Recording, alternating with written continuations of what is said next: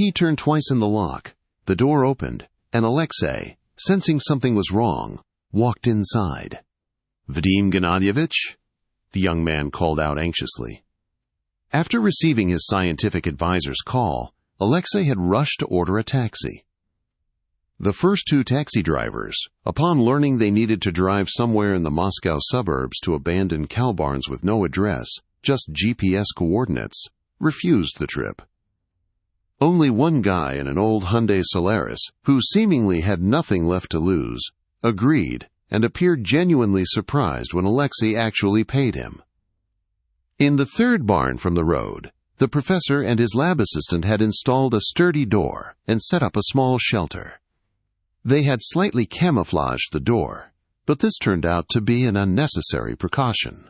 Only stray cats and wind-blown trash circulated in these parts.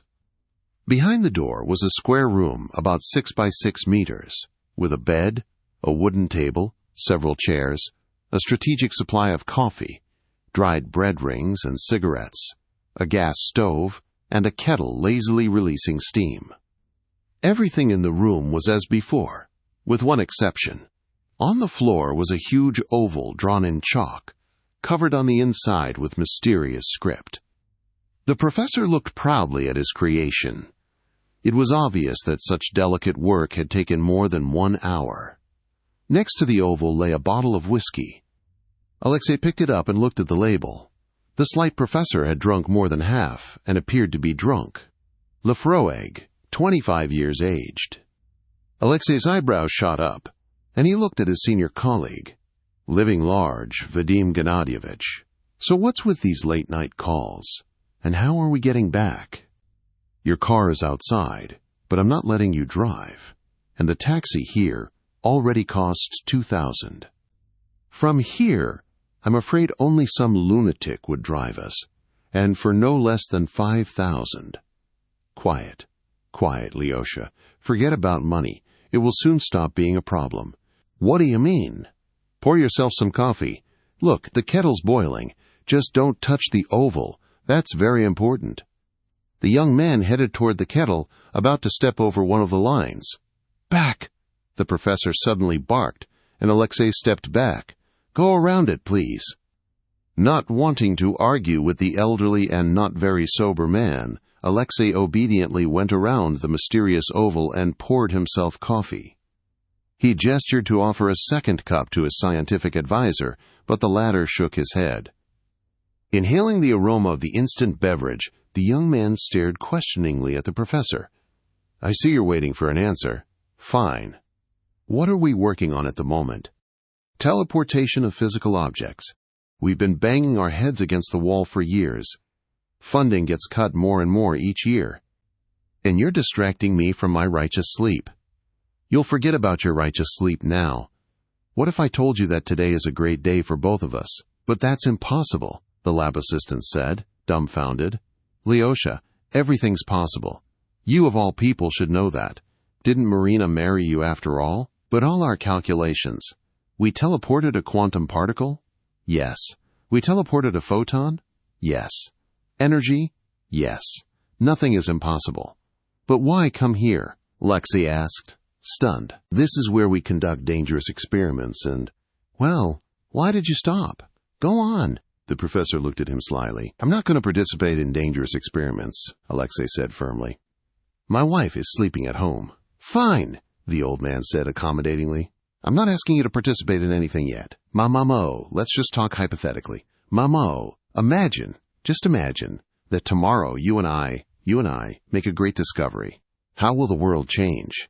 Definitely for the better, the lab assistant said glumly, not taking his eyes off the mysterious oval. Teleportation of physical objects will completely change the world.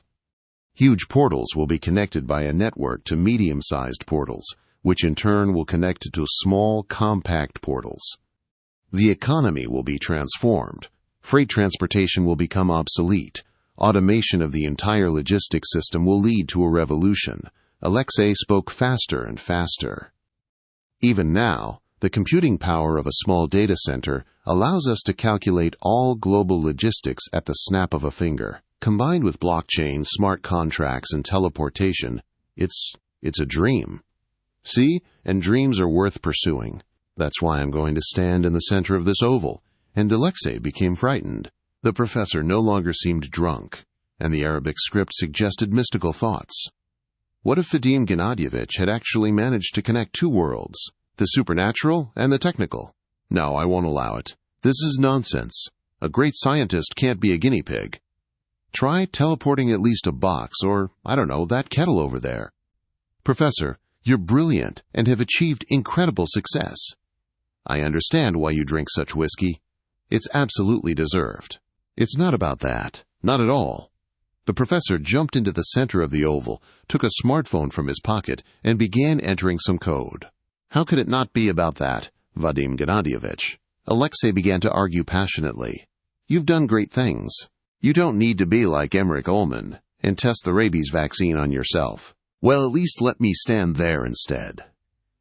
After a long pause, the professor calmly spoke.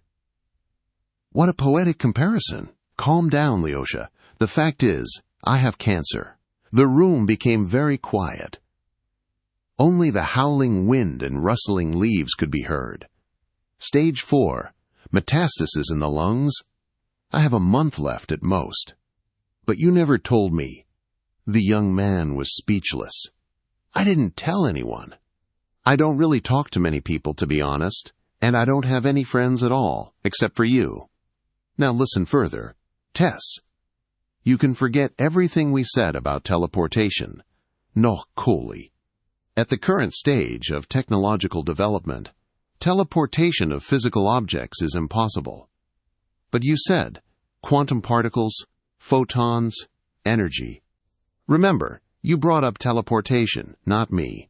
Have you looked at our calculations? Why are you nodding? Of course you have. How many methodologies and unconventional approaches have we used? Thousands.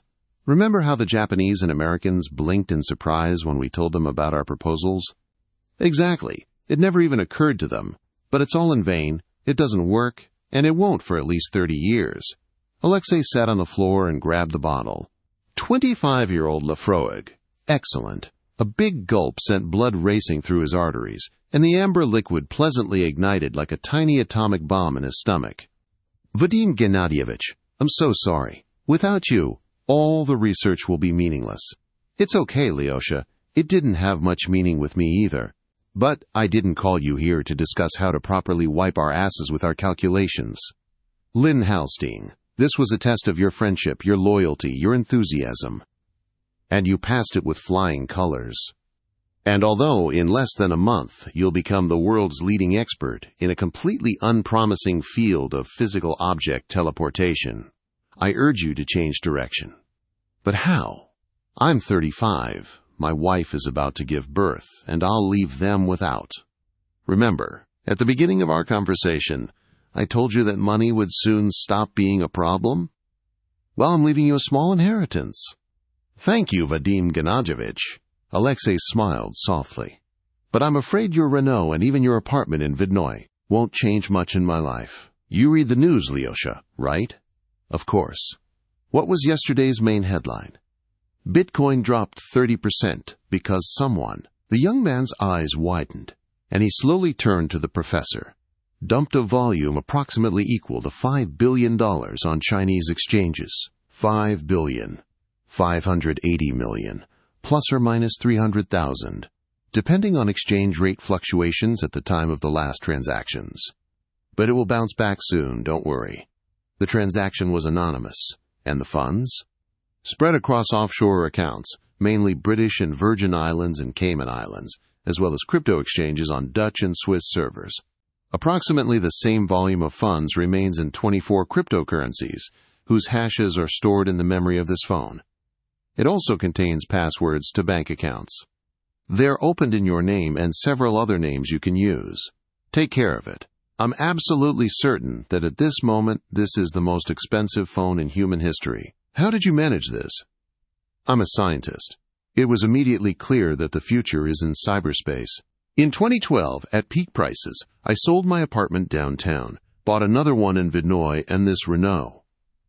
Back then, it wasn't so painful to look at. The rest I invested in cryptocurrencies. I wasn't the only smart one, but I had enough patience to understand everything thoroughly and to ensure that no unsavory characters would come to me with offers to share. And I also had the wisdom not to start selling when they suddenly shot up.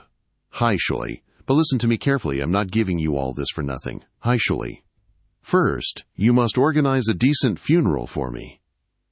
Let at least 3 or 4 jerks from the National Academy of Sciences come and say nice farewell words. Tueli. Second, you must solve all your financial problems. You have a wonderful wife, and her patience should be rewarded. And most importantly, third, forget about teleportation. Your mission is much more important. Kes. You must defeat this nasty cancer, wipe it from the face of the earth. Kes, you have all the skills for this. Kes. Kes, you're a real scientist. You check and double-check everything, me Sixton. You'll be able to choose the most promising theories and projects. Yes. You're better than all these foundations.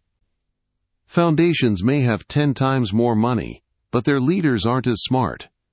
With you, humanity has a better chance of defeating cancer. I've played my part, trained you in science, and given you the necessary resources. I'll do everything. I won't let you down. But why didn't you tackle this yourself? I don't have the strength, Lyosha. Just no strength left.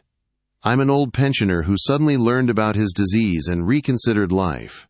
I didn't believe we would succeed with teleportation, so I didn't invest money in it. And now I understand what's truly important. But I have no time or strength. Okay, I see I've loaded a lot on you. Let's finish the bottle. Or rather, I'll finish the bottle, and you'll drive us home. I've been drinking too. Your net worth is $11 billion. Even if they take away your license, you can afford a driver. True. Then one last question. Why did you draw this oval? Lyosha, I've reconsidered my life, and this is a symbol. Our whole life is this oval. A perfect figure, like human destiny. Each person's fate is enclosed in the cycle of birth and death, but life has its ups and downs, so a circle doesn't fit.